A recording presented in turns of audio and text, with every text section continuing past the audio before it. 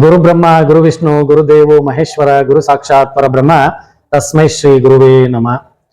ಎನ್ನ ಗುರುದೇವರನ್ನ ಹೃದಯ ಮಂದಿರದಲ್ಲಿ ಸ್ಮರಿಸಿಕೊಂಡು ಗುರು ಪೂರ್ಣಿಮೆಯ ನಿಮಿತ್ತ ಎಲ್ಲ ನನ್ನ ಗುರು ಬಾಂಧವರಿಗೆ ಗುರು ಪೂರ್ಣಿಮೆಯ ಹಾರ್ದಿಕ ಶುಭಾಶಯಗಳನ್ನ ಸಲ್ಲಿಸ್ತಾ ಇದ್ದೇನೆ. ಇಂದು ಗುರು ಪೂರ್ಣಿಮೆ. ಗುರು ಅಂತಂದ್ರೆ ಗು ಅಂದ್ರೆ ಸಂಸ್ಕೃತದಲ್ಲಿ ಹೇಳುವಂತೆ ಗು ಎಂದ್ರೆ ಕತ್ತಲು, ರು ಎಂದರೆ ಹೋಗಲಾಡಿಸು. ಗುರುವಿನ ಕೆಲಸ ಏನಪ್ಪಾ ಅಂದ್ರ ಕತ್ತಲಿನಿಂದ ಬೆಳಕಿನೆಡೆಗೆ ನಡೆಸಿಕೊಂಡು ಹೋಗುವುದು ಎಂದರ್ಥ. ಅಂದ್ರೆ ಯಾವುದು ಕತ್ತಲು? ಮನುಷ್ಯನಲ್ಲಿ ಸಾಕಷ್ಟು ಅಜ್ಞಾನದಿಂದ ತುಂಬಿ ತುಳುಕ್ತಾ ಇರ್ತದೆ. ಮನುಷ್ಯನೊಳಗಡೆ ಅಜ್ಞಾನ ಅನ್ನೋದು ಸ್ವಾಭಾವಿಕ. ಸೊ ಅದನ್ನ ಜ್ಞಾನದ ಕಡೆಗೆ ಹೋಗ್ಬೇಕಾಗಿತ್ತಂದ್ರ, ತಿಳುವಳಿಕೆ ಮೂಡಿಸ್ಕೋಬೇಕಾಗಿತ್ತಂದ್ರ ಗುರುವಿನ ಕೆಲಸ ಬಹಳ ಮಹತ್ವದ್ದಾಗಿದೆ. ಪ್ರತಿಯೊಬ್ರು ನಾವು ಗುರುಗಳನ್ನ ಅನುಕರಣೆ ಮಾಡಬೇಕು, ಗುರು ಹೇಳಿದಂತೆ ನಡಿಬೇಕು. ಅಂದಾಗ ನಮ್ಮ ಕಾರ್ಯಸಿದ್ಧಿಗಳು ಯಶಸ್ವಿ ಆಗಲು ಸಾಧ್ಯ. ಈಗ ನಾವು ಹೇಳುವಂತೆ ನಮಗೆ ಸಾಕಷ್ಟು ಗುರುಗಳು ಹೇಳ್ತಿರ್ತಾರೆ, ನಾವು ಯಾವುದೇ ಕಾರ್ಯಸಿದ್ಧಿಯನ್ನ ಮಾಡಬೇಕಾದ್ರೆ ಮುಂದೆ ಗುರಿ ಇರಬೇಕು, ಹಿಂದೆ ಗುರು ಇರಬೇಕು. ಯಾವುದೇ ಕಾರ್ಯಗಳು ಯಶಸ್ವಿ ಆಗ್ಬೇಕಾದ್ರೆ ನಾವು ಒಂದು ಗುರಿಯನ್ನ ಇಟ್ಕೋಬೇಕು. ಆ ಗುರಿಯನ್ನ ಸಾಧಿಸಬೇಕಾದ್ರೆ ಗುರುವಿನ ಒಂದು ಸಹಾಯ ಬಹಳ ಮುಖ್ಯ. ಅದಕ್ಕಾಗಿ ಸತತ ನಾವೊಬ್ಬರೇ ಏನೆಲ್ಲ ಮಾಡಿಬಿಡ್ತೀನಿ ಅನ್ನೋದು ಅಸಾಧ್ಯ ಆಗಿರ್ತಕ್ಕಂಥ ಕೆಲಸ.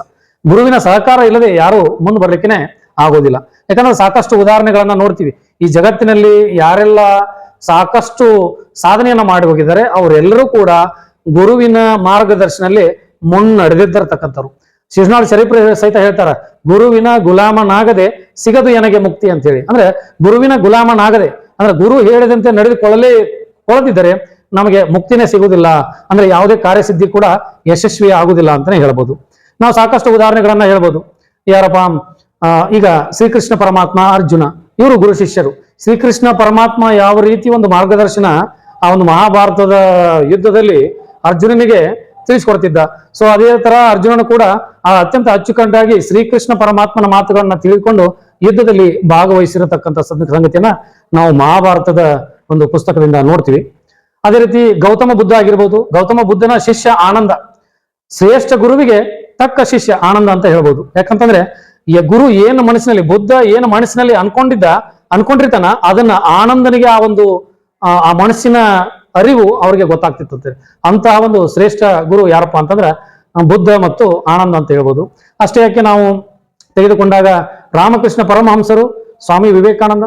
ರಾಮಕೃಷ್ಣ ಪರಮಹಂಸರ ಮಾರ್ಗದರ್ಶನದಲ್ಲಿ ಸ್ವಾಮಿ ವಿವೇಕಾನಂದ ಜಗತ್ತಿಗೆ ನಮ್ಮ ಭಾರತದ ಹಿಂದುತ್ವ ಅಂದ್ರೆ ಏನು, ನಮ್ಮ ಭಾರತದ ಸಂಪ್ರದಾಯ ಅಂದ್ರೆ ಏನು ಅನ್ನೋದನ್ನ ಜಗತ್ತಿಗೆ ತೋರಿಸಿಕೊಟ್ರು. ಅಲ್ಲಿ ಗುರುವಿನ ಮಹತ್ವ ಬಹಳ ದೊಡ್ಡದು. ಯಾಕಂದ್ರೆ ಸ್ವಾಮಿ ವಿವೇಕಾನಂದರು ನನ್ನ ಗುರು ಇಲ್ಲದೆ ನಾನು ಯಾವುದೇ ಕೆಲಸವನ್ನು ಮಾಡಲು ಸಾಧ್ಯ ಇಲ್ಲ ಅಂತಕ್ಕಂಥ ಮಾತನ್ನ ಸಹಿತ ಅವ್ರು ಹೇಳ್ತಾ ಇದ್ರು. ಅದೇ ರೀತಿಯಾಗಿ ಶ್ರೀಕೃಷ್ಣ ಪರಮಾತ್ಮ ಅರ್ಜುನ ಆಗಿರ್ಬೋದು, ದ್ರೋಣಾಚಾರ್ಯ ಅರ್ಜುನ ಆಗಿರ್ಬೋದು, ದ್ರೋಣಾಚಾರ್ಯ ಏಕಲವ್ಯ ಆಗಿರ್ಬೋದು.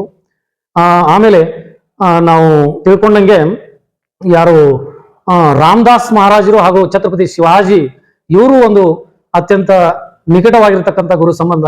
ಛತ್ರಪತಿ ಶಿವಾಜಿ ಮಹಾರಾಜರು ತಮ್ಮ ಒಂದು ರಾಮದಾಸ್ ಮಹಾರಾಜರ ಅನುಕರಣೆಯಂತೆ ಅವರ ಒಂದು ಮಾರ್ಗದರ್ಶನದಲ್ಲಿ ನಡೀತಾ ಇದ್ರು. ಸೊ ಅದಕ್ಕಾಗಿ ಯಾವುದೇ ಒಂದು ಕಾರ್ಯ ಯಶಸ್ವಿ ಸಿದ್ಧಿ ಆಗಬೇಕಾದ್ರೆ ಗುರುವಿನ ಮಹತ್ವ ಬಹಳ ದೊಡ್ಡದಿರ್ತಕ್ಕಂಥದ್ದು. ಸೊ ಅದಕ್ಕಾಗಿ ಗುರು ಪೂರ್ಣಿಮೆ ನಿಮಿತ್ತ ನನಗೆ ಕಲಿಸಿದ ಎಲ್ಲ ನನ್ನ ಗುರುಗಳಿಗೆ, ಪ್ರಾಥಮಿಕ ಶಿಕ್ಷಣದಿಂದ ಹಿಡಿದು ಪ್ರೌಢ ಶಿಕ್ಷಣದಿಂದ ಹಿಡಿದು ನನ್ನ ಒಂದು ಸ್ನಾತಕೋತ್ತರ ಪದವಿಯವರೆಗೆ ನನಗೆ ಮಾರ್ಗದರ್ಶನ ನೀಡಿದ ಎಲ್ಲ ನನ್ನ ಗುರು ಬಾಂಧವರಿಗೆ ಅನಂತ ಕೋಟಿ ಪ್ರಣಾಮಗಳನ್ನ ಈ ಗುರು ಪೂರ್ಣಿಮೆ ನಿಮಿತ್ತ ಸಲ್ಲಿಸ್ತಾ ಇದ್ದೇನೆ. ನಮಸ್ಕಾರ.